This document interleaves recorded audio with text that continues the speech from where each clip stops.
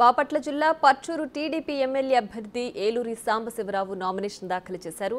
MLA nomination కార్యక్రమానికి TDP నాయకులు, కార్యకర్తలు భారీగా తరలివచ్చారు. మార్గమధ్యమంలో ఉన్న పలు దేవాలయాలు, చర్చిల్లో ప్రత్యేక పూజలు నిర్వహించి ఆశీర్వచనాలు తీసుకున్నారు. వైసీపీ ప్రభుత్వంపై ధ్వజమెత్తారు. రాబోయేది కూటమి ప్రభుత్వమని ఘంటాబద్ధంగా చెప్పారు. రాబోయే జూలై నెల నుంచి చంద్రబాబు నాయుడు ముఖ్యమంత్రి హోదాలో 4000 పింఛన్ అందిస్తారని ఆయన జోసిం చెప్పారు. రాష్ట్రం అభివృద్ధి కోసమే టీడీపీ, జనసేన, బీజేపీ కూటమి ఏర్పడిందని వివరించారు.